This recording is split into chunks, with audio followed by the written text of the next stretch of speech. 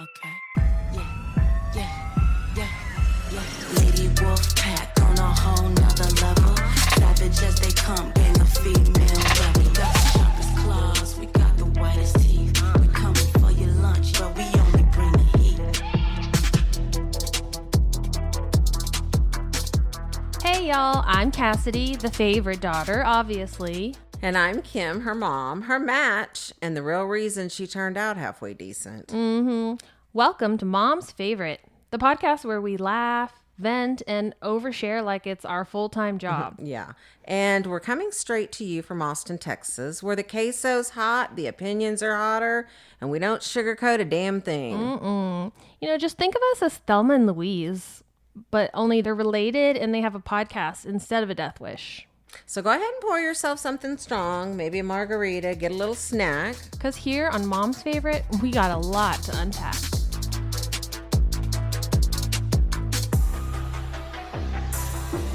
Welcome back, y'all, to Mom's Favorite, where we watch one Netflix documentary and suddenly become unpaid investigators. We have questions, concerns, and absolutely no qualifications. Today, we're discussing the case behind The Crash on Netflix, and we're going to give our 2 cents. Which nobody, of course, asked for, but we're donating it anyway. So grab your coffee, your snacks, and your strongest, oh, wait a damn minute, energy. Let's get into it.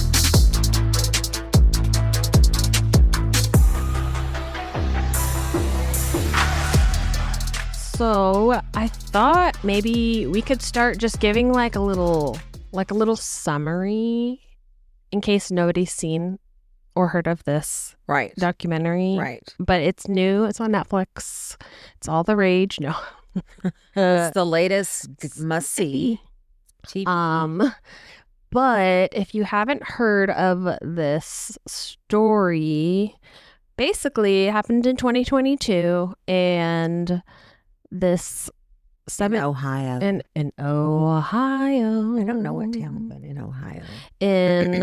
I almost said Lima, Ohio, but no, that's Glee. Anyways, some small town in Ohio. A 17-year-old girl named Mackenzie Sharilla was driving with her boyfriend Dom and his friend Davion.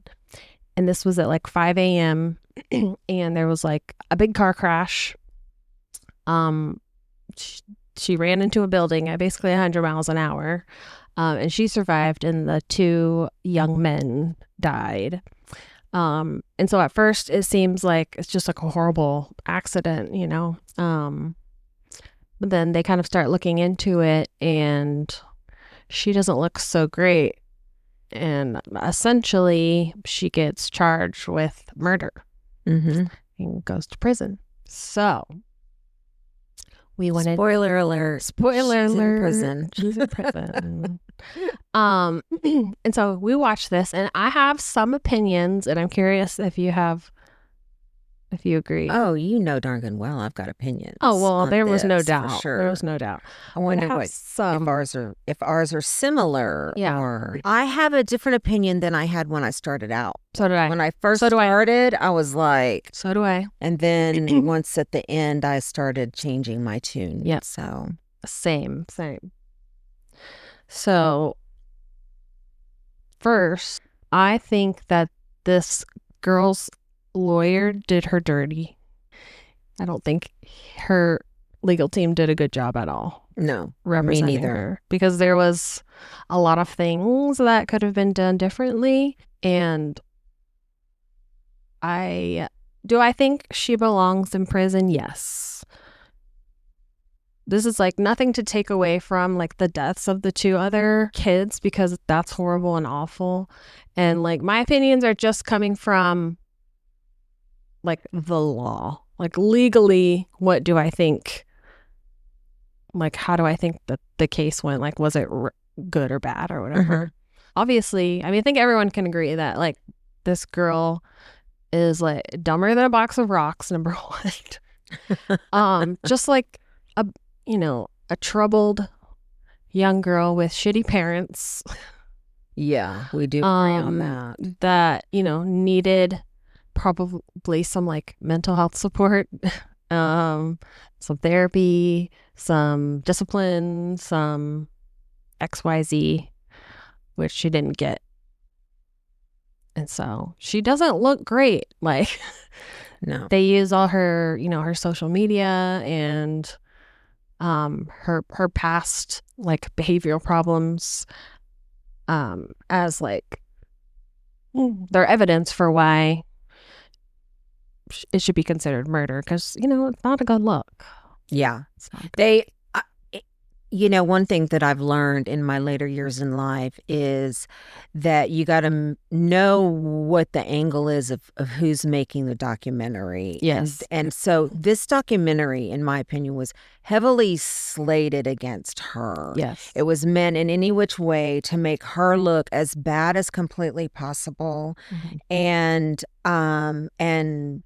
I, but if you are like me, a think outside of the box kind of person, Mhm. you can kind of see right through that right away. You just kind of see where they use any opportunity to make her look they paint her in the worst light possible.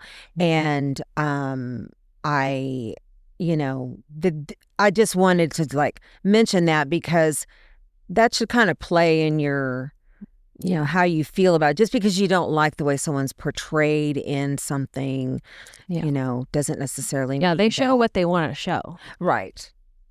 And honestly, Cass, if you think about it, okay, she, in actuality, in this day and age, if I go up to Bowie High School, she's probably the same as the vast majority, not all, I know, but a vast majority. The things that she was doing were not anything different than any other teenager Correct. was doing. And Yeah. so, I mean, I don't, I'm not saying it's necessarily good stuff all the time, but I mean, you can't really say, well, she's this evil, bad monster person because she was posting on TikTok. Well, that's that's every kid now. Yeah. So I'll say and open, adult. Yeah, open any 17-year-old's social media and like you're going to find probably all the things on there that they used as like their why.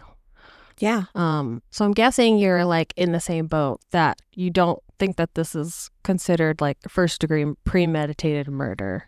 No. No. I don't think that, and I honestly don't think that she was trying to kill herself. Yeah. I just don't think she was even trying to kill her boyfriend. And even that was the other topic of their relationship. They tried to make it seem like that they had this toxic relationship. I mean, yeah, they pulled out a few arguments that they had, which I thought were, if this is the worst you have, this isn't really that bad. Yeah, she was having a fit because he locked her out of the house. I mean, she was, yeah. I guarantee you, if Egon locked me out of this house and then recorded my reaction to it, I would probably be carted off to jail. Yeah. So just saying. Yeah. So like 17-year-old girls are, they're impulsive. 17-year-olds in general, they're impulsive, they're explosive, they have very little, like their prefrontal cortex is not like built yet to like regulate their emotions as well as say an adult. And then you add THC on top of everything, and that just kind of slows all the processes. And I think this girl probably has like a little bit of personality disorder. And I think that mixed with she's in a toxic relationship, a tumultuous relationship. And I think they were fighting and she just like snapped, like saw red and like just floored it, not even thinking about what the consequences might be. Like, could we get hurt? Like, when someone's in like a fit of rage, like there's no reasoning. going yeah. on, you know? There's no like thinking about what could happen. I think she probably just floored it and either one, thought that nothing would happen or like thought that nobody would get hurt, Mm-hmm. or two, floored it and didn't care what was going to happen, or three, didn't even cross her mind. Didn't care like in that moment because she was in a blind rage, because Right. the consequences aren't on your mind at that No, moment. You're no. just, raging, angry. And that's possible. I thought of that too. I Yeah. thought of that. Because she had like previous history of like behavior issues. Like they said with her teachers, she like called her teachers a bitch, and Well, and that goes back to, we need to talk about that parenting of that kid. And this should be a cautionary tale to people. It's like, you're not your kid's friend. You are your kid. And even up to, 17 years old, and that's when they need you even more. People think, oh, well, now they're teenagers, they don't need me as much. Yes, they do. There's so much going on. And I obviously no one was paying any attention to her whatsoever. When they were letting her live with her boyfriend, she was still in high school. Yeah, they were not monitoring any of her actions whatsoever. No. They were completely checked out. And then when things were called to their attention that were troublesome, they were like, oh, hey, did you do that? And she would say no. And they would say, Be like, my okay. child never lies. Yeah. She never lies. I know when she's lying.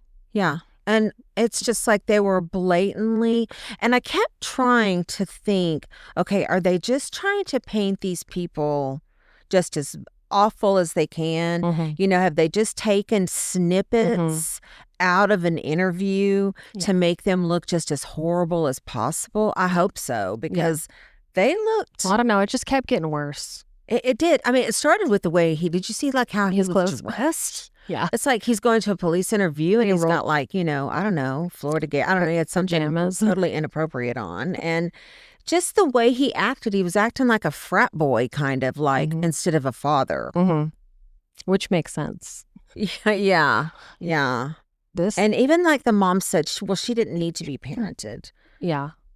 Well, obviously you didn't see her TikToks where she was smoking a big old fatty in the car while she was driving. Yeah. Yeah. Either they weren't like keeping track of her or they just didn't care. She was like every other teenager that's cute and pretty and smart. And she had them completely buffaloed. Yeah. And she was doing whatever she had to do to keep them on the back burner. And meanwhile, she was going and doing whatever she wanted to do. Yeah. Yeah. And they didn't say this on the documentary, but I've been watching like TikToks and stuff about this case. And one of their arguments was that she had driven the same route like a couple of days, like 3 days before. And so people are like, well, there you go. That means she planned it. But like, this girl drove around to smoke all the time. And so to think that she went over in this like industrial park where there's usually not very many people to like smoke pot, especially in a small town, like kids just drive around. Yeah. Yeah, so a lot of things they were trying to kind of bring up like that she had been on that route before. And and the other big thing that really was kind of a red flag to me was the fact that they had said that she had tried to wreck them previously. And see that immediately I was like, oh, well, this is behavior that she's tried to do before. And I was like, but that was probably another come to find out it wasn't her, it was him that was grabbing the wheel, supposedly. I don't know if that's been 100% confirmed, but supposedly, according to the text messages they were showing in that documentary, towards the end, it said that that it was actually her that was calling his mom saying he's flipping out, he's grabbing the wheel. Yeah. But then she had text messages from the next day that said, you tried to kill me in the car. So I think he did try to grab the wheel. And yeah, it just more proof that they were just like very tumultuous, and were prone to like reckless behavior, even in a car. And so, like, this is not to say that she shouldn't have any consequences. Absolutely. Like, she absolutely needs to have consequences. Not saying that she's innocent. No, not at all.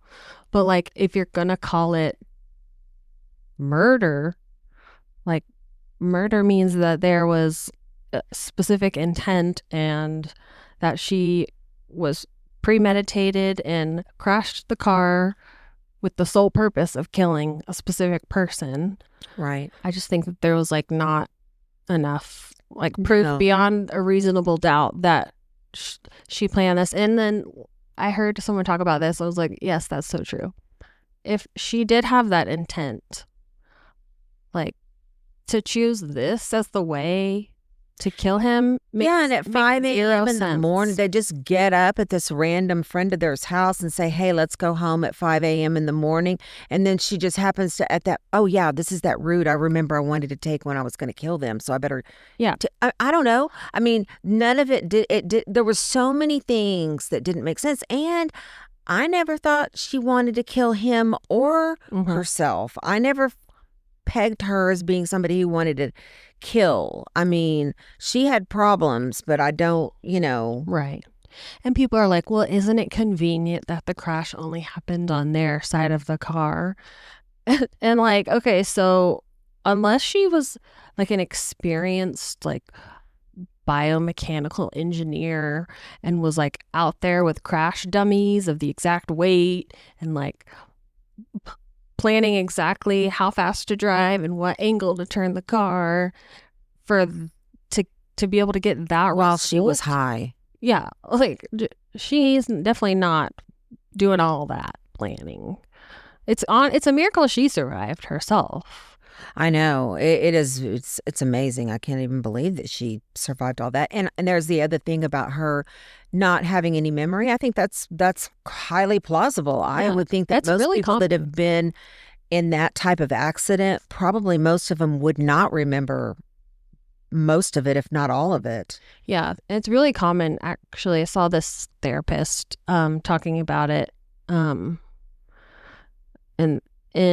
she was just saying that, like, in a moment like that, your brain for survival enters like a fight or flight, and so it stores those memories like in your subconsciousness. And like there might be a way to like tap into them with certain, like EMDR or whatever, but that's pretty common. So it's hard to read her. Yeah. Because she has this very flat affect about herself, kind of that sort of like, I don't even know if she's telling the truth or not when she's talking, because I'm not getting a good read on her. But like when she is saying, I don't remember, I wish I could remember, I want to go under hypnosis. But the way she's saying it doesn't sound like she doesn't have enough emotion in her. She doesn't sound genuine. Yeah, and I think that's what really rubs a lot of people the wrong way. Yeah. Like even when she tried to apologize or whatever she said, nothing comes across as being genuine. Yeah. Well, and then people are like, well, now she's like, posting such and such after the deaths of her friends. Like, does she even have any remorse? But like the thing is, she's a kid and she has not been like brought up to like express those kind of emotions, Right. Like that's all she's ever known is like selfishness and like posting on TikTok or whatever. Yeah. So yeah, I mean it's not a good look for her, but that doesn't mean she isn't like murdered. I think like maybe second degree murder. Her handler, I don't know if it was her parents, her mother, handler. I mean, or her lawyer or her whoever was in charge of her really did fail her because like, first of all, stay off of social media. I think a lot of things could have been different for her had she just changed some of her behavior. Yeah. I think number one, if she had chosen to have the fact that they let her choose a bench trial instead of a jury trial, if she had a jury trial, like there's way too much reasonable doubt. Like she would not have gotten that conviction. I was shocked. I wonder why. Like, why are they letting her do I would like to know the reasoning behind that. Yeah. Yeah. Well, I heard she like filed appeals saying that she didn't get adequate counsel. Wow. Which she probably But win. then I saw. So after this documentary, I don't know if you watched it, but after there was that podcast called, what was it called? It was called Allegedly with Ellison Barber. Anyway, I like her a lot. She's just a journalist or one. Anyway, she's huge on true crime. And so she was talking about that. She said on there, according to what she had learned, that her first appeal had been denied and that she is eligible for parole September of 37, her first parole, but they don't, I guess like that judge said she didn't think that they would let her out or whatever. So I guess she's basically in jail until the parole board decides to let her out. Is that correct? She has until she's able to file some sort of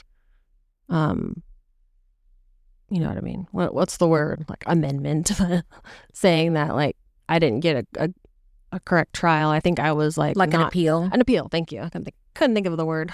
Yeah. Amendment.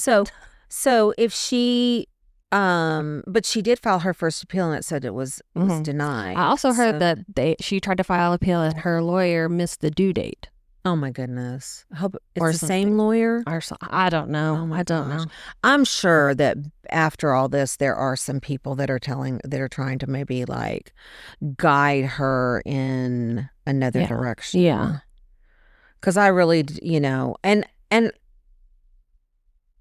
yeah, she killed two people and she definitely needs to go to jail for that and she needs to pay for that and she needs to take accountability for it. But she does not need to spend her life in prison. Right.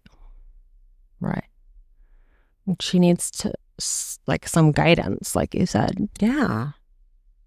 And prison's not the best place to get that. To get guidance. I know. Yeah. No kidding. On how to be a good person.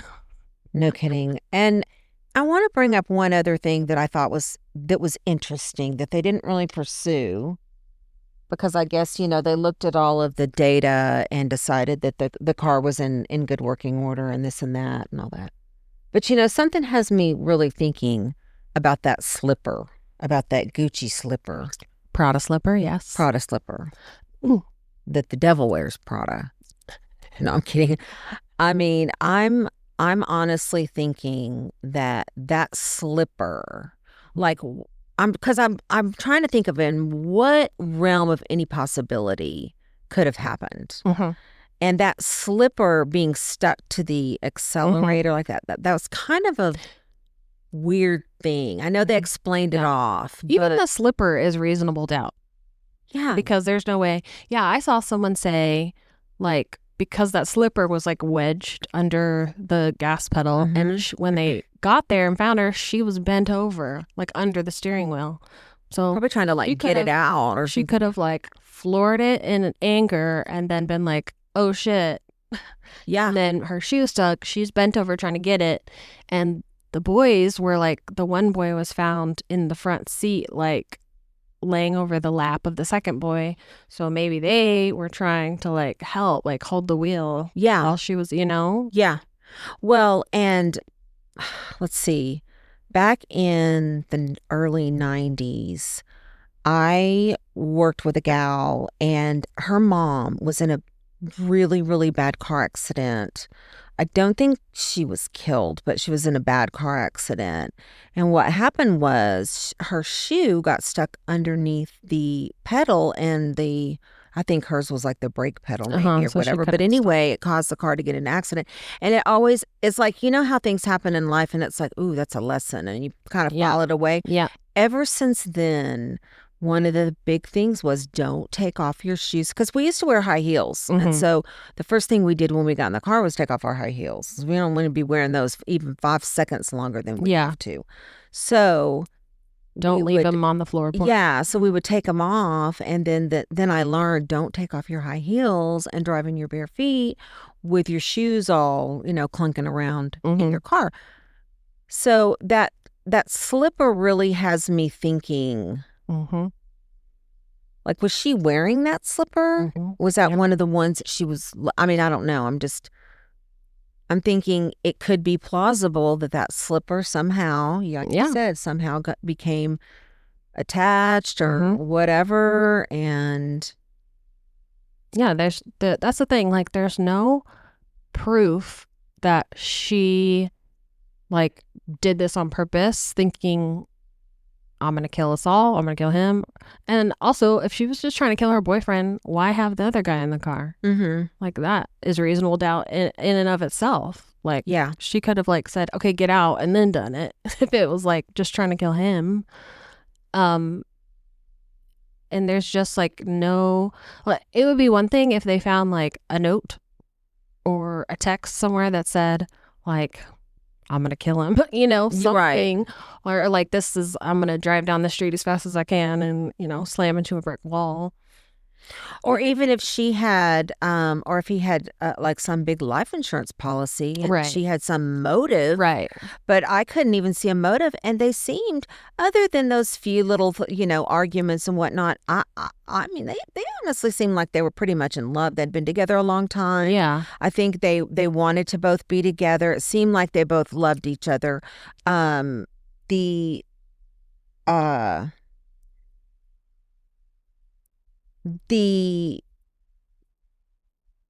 friend. So I kind of missed the part. Friend? His friend. What was his Davion? Okay, so Davion friends with Dom, and then first, and then, because I thought he was like a lot older. I mean, not Davion. I thought Dom was older, and then I kind of couldn't follow how that little friendship thing. Yeah, I think Davion was friends with Dom, and then like started hanging out also with Mackenzie, because remember her mom tried to say, well, he's a new friend. Yeah, I was like, oh, not a good look, Mom. Yeah. The mom was, I mean, you can see where the daughter got it from. Yeah. I mean, the old apple does not fall far from, was glaring right there. Those, you know, she was just like her mom, and it was like, God, moms, teach your kids, your daughters, your sons, all your kids, teach them to be good humans. Teach them to be kind and not, you know, bullying people online and being disrespectful to teachers. I mean, if my kid ever came home and was being disrespectful to a teacher, that would be like, no, no. And that's probably why she wound up the way she did, is that she was just taught that kind of behavior is okay. And when you get out into the real world, you're going to find out real fast it is not okay. Yeah. And she's learning. Yeah. Orange is the new black. Learning the hard way. Orange. She don't look good in orange. She's cute, but she doesn't look good in orange. And I kind of felt like, you know what? You need to be there for a little bit. You're a little brat. And yeah, I mean, she needs a reality check. Absolutely agree 100%. It's just like, by the law, you know, if we're gonna go by the letter of the law, I don't think it's considered first-degree murder or whatever. Right. Like more like a reckless, like a manslaughter. Or they're starting, because this last generation of kids were raised with this free-range parenting business, and kids now have no boundaries, no guidelines. They run the roost. Now kids are taking over. I read a little cycling group taking over somewhere in Westlake, and kids just basically doing whatever they want with no consequences. And they're now starting to hold the parents responsible.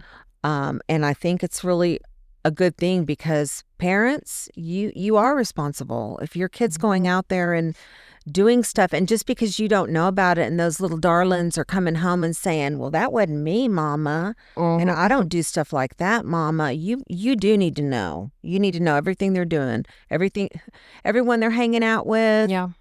Remember when you would have a friend that I wouldn't really approve of? Like there was like one friend I can remember. I'm not going to mention who it was, but there was one friend of yours that I was kind of like, I don't know, I had my reasoning. But when your kids are having, a friend that you don't think is a good influence on them or something, you need to step in. You need to just say, hey, I know you like so-and-so, but you are the company you keep. Yeah. I don't want you keeping that company. So. Yeah.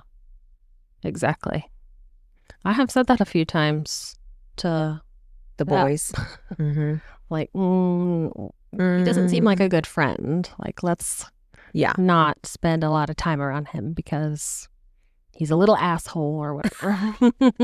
His parents don't quite agree in the same parenting techniques as we do over here. But no, I think it's just it's crazy to me. I don't understand it. But because sooner or later you're going to pay the price for that.